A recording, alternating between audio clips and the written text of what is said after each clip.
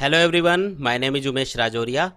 जब हम किसी भी कंडक्टर को इलेक्ट्रिकली चार्ज करते हैं तो उसके आसपास एक इलेक्ट्रिक फील्ड और इलेक्ट्रोस्टैटिक पोटेंशियल प्रोड्यूस हो जाता है। इस वीडियो में हम चार्ज कंडक्टर से रिलेटेड कुछ इंपॉर्टेंट पॉइंट्स को डिस्कस करने वाले हैं, यानी कि हम स्टडी करेंगे इलेक्ट्रोस्टैटिक्स ऑफ कंडक्टर्स के बारे में। तो चलिए शुरू करते हैं। तो यहाँ पे फर्स्ट इंपॉर्टेंट पॉइंट है कि जब हम किसी भी कंडक्टर को इलेक्ट्रिकली चार्ज करते हैं तो स्टैटिक कंडीशन में उस कंडक्टर के अंदर जो एक्सेस चार्ज है वो हमेशा जीरो होता है। देखिए, जब हम किसी भी कंडक्टर को इलेक्ट्रिकली चार्ज करते हैं तो जो एक्सेस चार्ज होता है वो एक दूसरे से रिपेल होके इस कंडक्टर की आउटर सरफेस पे आ जाता है, यानी कि इस कंडक्टर को दिया हुआ एक्सेस चार्ज हमेशा इस कंडक्टर की आउटर सरफेस पे रहेगा और इस कंडक्टर के अंदर जो इलेक्ट्रिक चार्ज है उसकी वैल्यू हमेशा जीरो रहेगी। अब क्योंकि इस कंडक्टर को दिया हुआ एक्सेस चार्ज इस कंडक्टर की आउटर सरफेस के ऊपर है और इस कंडक्टर के अंदर जो इलेक्ट्रिक चार्ज है वो जीरो है, इसलिए इस कंडक्टर के अंदर जो इलेक्ट्रिक फील्ड है वो भी जीरो होगा। यानी कि यहाँ पे हमको याद रखना है कि जब भी हम किसी भी कंडक्टर को इलेक्ट्रिकली चार्ज करेंगे तो उस कंडक्टर के अंदर जो इलेक्ट्रिक चार्ज है वो हमेशा जीरो होगा, साथ ही उस कंडक्टर के अंदर इलेक्ट्रिक फील्ड भी जीरो होगा। जब हम किसी भी कंडक्टर को इलेक्ट्रिकली चार्ज करते हैं तो इसके चारों तरफ जो इलेक्ट्रिक फील्ड प्रोड्यूस होता है वो हमेशा इस चार्ज कंडक्टर की सरफेस के ऊपर हर एक पॉइंट पे सरफेस के परपेंडिकुलर होगा। फॉर एग्जाम्पल, मान लेते हैं कि हमने इस कंडक्टर को इलेक्ट्रिकली चार्ज किया हुआ है, तो जो एक्सेस चार्ज होगा वो हमेशा इस कंडक्टर की आउटर सरफेस पर रहेगा और इससे जो इलेक्ट्रिक फील्ड प्रोड्यूस होगा वो भी कंडक्टर की सरफेस से स्टार्ट होगा। अगर कंडक्टर के ऊपर पॉजिटिव चार्ज है तो ये इलेक्ट्रिक फील्ड सरफेस के परपेंडिकुलर आउटवर्ड डायरेक्शन में होगा, और अगर इस कंडक्टर पर नेगेटिव चार्ज होता तो इस इलेक्ट्रिक फील्ड की डायरेक्शन इस कंडक्टर की सरफेस के परपेंडिकुलर इनवर्ड होती। अब यहाँ पे आप सोच रहे होंगे कि ये जो इलेक्ट्रिक फील्ड है ये हमेशा इस कंडक्टर की सरफेस के परपेंडिकुलर ही क्यों होता है। तो चलिए इसे डिटेल में समझते हैं। यहाँ पर एक बार मान लेते हैं कि इस चार्ज कंडक्टर की सरफेस के ऊपर इस पॉइंट के ऊपर जो इलेक्ट्रिक फील्ड है वो सरफेस से थीटा एंगल के ऊपर है। अब अगर मैं इस इलेक्ट्रिक फील्ड को इस कंडक्टर की सरफेस के परपेंडिकुलर और इसकी सरफेस के अलोंग दो रेक्टेंगुलर कंपोनेंट्स में डिवाइड करूं तो यहाँ पे इस इलेक्ट्रिक फील्ड का इस कंडक्टर की सरफेस के अलोंग जो कंपोनेंट होगा वो होगा ई कॉस थीटा, और इस इलेक्ट्रिक फील्ड का इस कंडक्टर की सरफेस के परपेंडिकुलर जो कंपोनेंट होगा वो होगा ई साइन थीटा। अब हम जानते हैं कि जब हम किसी भी इलेक्ट्रिक चार्ज को एक्सटर्नल इलेक्ट्रिक फील्ड में रखते हैं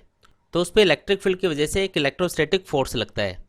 यहाँ पे इस इलेक्ट्रिक फील्ड का ये जो सरफेस के अलोंग कंपोनेंट है ई कॉस थीटा, इसकी वजह से सरफेस पे जो इलेक्ट्रिक चार्ज होगा उसके ऊपर एक इलेक्ट्रोस्टैटिक फोर्स लगेगा और उसकी वजह से चार्ज मूव करेगा।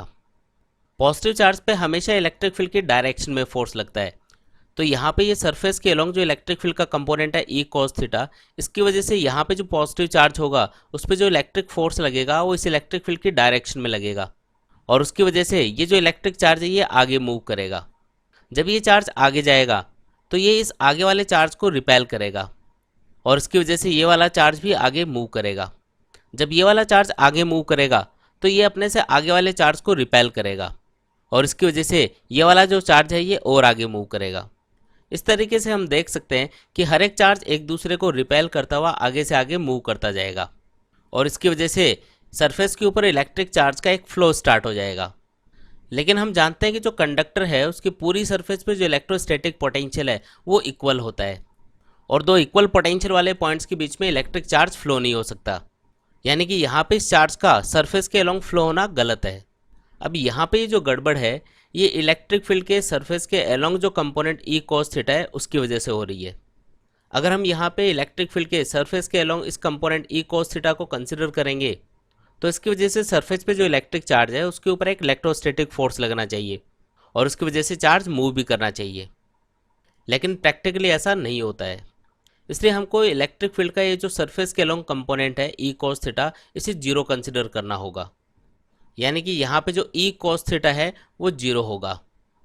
अब यहाँ पे इलेक्ट्रिक फील्ड जीरो नहीं है, इसलिए जो ई कॉस थीटा है वो एक ही कंडीशन में जीरो हो सकता है जब थीटा 90 डिग्री हो। यानी कि अगर हम सरफेस पे जो इलेक्ट्रिक फील्ड है उसे सरफेस के परपेंडिकुलर कंसिडर करें, यानी कि अगर ये थीटा 90 डिग्री हो तो इस इलेक्ट्रिक फील्ड का सरफेस के अलोंग जो कंपोनेंट है वो हमेशा जीरो रहेगा। तो इसलिए हमें याद रखना है कि जब भी हम किसी भी कंडक्टर को इलेक्ट्रिकली चार्ज करते हैं तो इसकी वजह से जो इलेक्ट्रिक फील्ड प्रोड्यूस होगा वो हमेशा कंडक्टर की सरफेस के परपेंडिकुलर होगा। यहाँ पे नेक्स्ट इंपॉर्टेंट पॉइंट है कि जब हम किसी भी कंडक्टर को इलेक्ट्रिकली चार्ज करते हैं तो इस कंडक्टर की पूरी सरफेस पे जो इलेक्ट्रोस्टैटिक पोटेंशियल है वो कांस्टेंट होता है, और साथ ही इस कंडक्टर के अंदर जो इलेक्ट्रोस्टैटिक पोटेंशियल है वो भी कांस्टेंट होता है, और उसकी वैल्यू हमेशा कंडक्टर की सरफेस पे जो इलेक्ट्रोस्टैटिक पोटेंशियल है उसके इक्वल होती है। मान लेते हैं कि ये कोई चार्ज कंडक्टर है। इस कंडक्टर की सरफेस पे ये कोई पॉइंट है ए जहाँ पे पोटेंशियल है वी ए, और इस कंडक्टर के अंदर कोई पॉइंट है बी जहाँ पे इलेक्ट्रोस्टैटिक पोटेंशियल है वी बी। तो यहाँ पे इस कंडक्टर की पूरी सरफेस पे जो इलेक्ट्रोस्टैटिक पोटेंशियल है वो कांस्टेंट होगा। साथ ही इस कंडक्टर की सरफेस पे इस ए पॉइंट का और इस कंडक्टर के अंदर इस बी पॉइंट का जो इलेक्ट्रोस्टैटिक पोटेंशियल है वो भी इक्वल रहेगा, यानी कि यहाँ पे जो वी ए और वी बी हैं वो इक्वल होंगे। अब यहाँ पे आप सोच रहे होंगे कि इस कंडक्टर के अंदर तो इलेक्ट्रिक चार्ज और इलेक्ट्रिक फील्ड जीरो होते हैं, तो ये इलेक्ट्रोस्टैटिक पोटेंशियल कहाँ से आ गया। तो चलिए इसे प्रूव करते हैं कि इस कंडक्टर की सरफेस पे और इसके अंदर किसी भी पॉइंट पे जो इलेक्ट्रोस्टैटिक पोटेंशियल है वो हमेशा इक्वल होते हैं, और इस कंडक्टर के अंदर जो इलेक्ट्रोस्टैटिक पोटेंशियल है वो जीरो नहीं होता। देखिए, हम जानते हैं कि जब हम किसी भी इलेक्ट्रिक चार्ज को इलेक्ट्रिक फील्ड के अंदर एक पॉइंट से दूसरे पॉइंट तक लेके जाते हैं तो इसके लिए हमें कुछ एक्सटर्नली वर्क करना पड़ता है। अगर हम उस वर्क को उस चार्ज से डिवाइड कर दें जिसको हम मूव कर रहे हैं, तो वर्क और चार्ज का ये जो रेशियो होगा ये उन दोनों पॉइंट्स के बीच के पोटेंशियल डिफरेंस के इक्वल होगा जिनके बीच में हम चार्ज को मूव कर रहे हैं। अब हम जानते हैं कि इस चार्ज कंडक्टर के अंदर जो इलेक्ट्रिक फील्ड है वो जीरो होता है, तो इसका मतलब है कि अगर मैं इस चार्ज क्यू को इस कंडक्टर की सरफेस पे इस पॉइंट ए से इस कंडक्टर के अंदर पॉइंट बी तक लेके जाता हूँ तो इसके लिए मुझे कोई वर्क नहीं करना होगा, क्योंकि इस कंडक्टर के अंदर इलेक्ट्रिक फील्ड जीरो है, इसलिए इस चार्ज के ऊपर लगने वाला इलेक्ट्रोस्टैटिक फोर्स भी जीरो होगा, और उसकी वजह से हमें इस चार्ज को पॉइंट ए से पॉइंट बी तक ले जाने में कोई भी वर्क नहीं करना होगा, यानी कि यहाँ पे डब्ल्यू ए बी जीरो होगा। अब अगर मैं इस इक्वेशन में W A B zero put कर दूँ तो ये इक्वेशन बन जाती है zero upon Q equals to V B minus V A. Zero upon Q यहाँ पे जीरो होगा, इसलिए इस इक्वेशन को लिखा जा सकता है V B minus V A equal to zero, और यहाँ से हम कह सकते हैं कि जो वी बी होगा वो वी ए के इक्वल होगा। तो यहाँ पे हम कह सकते हैं कि जब भी हम किसी भी कंडक्टर को इलेक्ट्रिकली चार्ज करते हैं तो इसके अंदर किसी भी पॉइंट पे जो इलेक्ट्रोस्टैटिक पोटेंशियल है वो इस कंडक्टर की सरफेस पे किसी भी पॉइंट पे जो इलेक्ट्रोस्टैटिक पोटेंशियल है उसके इक्वल होता है। अगर इस कंडक्टर की सरफेस पे पोटेंशियल 10 वोल्ट है तो इस कंडक्टर के अंदर भी हर जगह पे जो इलेक्ट्रोस्टैटिक पोटेंशियल है वो 10 वोल्ट ही होगा। किसी भी चार्ज कंडक्टर की सरफेस पे किसी भी पॉइंट पे अगर सरफेस चार्ज डेंसिटी सिग्मा हो तो उस पॉइंट पे जो इलेक्ट्रिक फील्ड होगा वो होगा E equals to sigma upon epsilon naught N cap. यहाँ पे जो एन कैप है वो सरफेस के परपेंडिकुलर एक यूनिट वेक्टर है जो कि इलेक्ट्रिक फील्ड के डायरेक्शन को रिप्रेजेंट करने के लिए यूज़ किया जाता है। अगर कंडक्टर के ऊपर पॉजिटिव चार्ज होगा तो जो इलेक्ट्रिक फील्ड है वो सरफेस के परपेंडिकुलर आउटवर्ड होगा,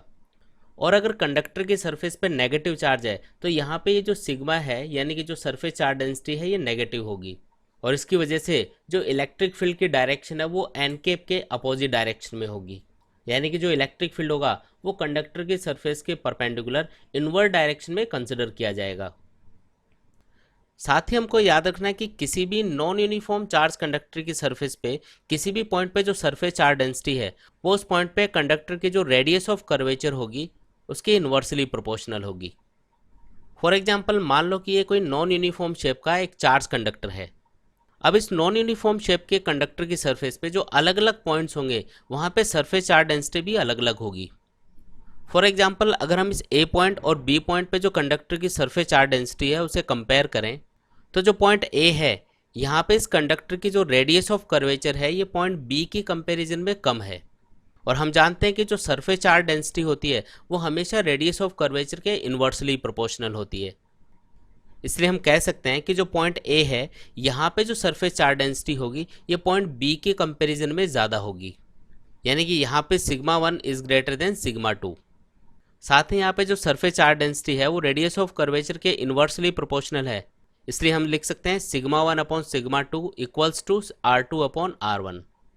अगर इस कंडक्टर की शेप यूनिफॉर्म होती तो इस कंडक्टर की पूरी सरफेस पे जो सरफेस चार्ज डेंसिटी है वो इक्वल होती, लेकिन अगर इस कंडक्टर की शेप नॉन यूनिफॉर्म है तो इस कंडक्टर की सरफेस पे जहाँ पे रेडियस ऑफ कर्वेचर कम रहेगी वहाँ पे सरफेस चार्ज डेंसिटी ज़्यादा होगी, और इस रिलेशन के अकॉर्डिंग हम कह सकते हैं कि जिस पॉइंट पे सरफेस चार्ज डेंसिटी यानी कि सिग्मा ज़्यादा होगा उस पॉइंट के ऊपर जो इलेक्ट्रिक फील्ड है वो भी ज़्यादा होगा, यानी कि यहाँ पे इस चार्ज की वजह से इस पॉइंट ए के ऊपर जो इलेक्ट्रिक फील्ड है वो इस बी पॉइंट पे जो इलेक्ट्रिक फील्ड होगा उसके कंपैरिजन में ज़्यादा रहेगा। तो गाइज इस वीडियो में हमने डिटेल में स्टडी किया कि जब हम किसी भी कंडक्टर को इलेक्ट्रिकली चार्ज करते हैं तो एक्सेस चार्ज हमेशा कंडक्टर की सरफेस पे होता है। साथ ही उस कंडक्टर के अंदर जो इलेक्ट्रिक चार्ज और इलेक्ट्रिक फील्ड है वो हमेशा जीरो होते हैं। साथ ही हमको याद रखना है कि किसी भी चार्ज कंडक्टर के लिए जो इलेक्ट्रिक फील्ड है वो हमेशा सरफेस के परपेंडिकुलर आउटवर्ड डायरेक्शन में होता है। साथ ही किसी भी चार्ज कंडक्टर के अंदर जो इलेक्ट्रोस्टैटिक पोटेंशियल है वो कांस्टेंट होता है और इसकी जो वैल्यू है वो हमेशा कंडक्टर की सरफेस पे जो इलेक्ट्रोस्टैटिक पोटेंशियल है उसके इक्वल होती है। किसी भी चार्ज कंडक्टर की सरफेस पे जो इलेक्ट्रिक फील्ड है वो सरफेस चार्ज डेंसिटी सिग्मा के ऊपर डिपेंड करता है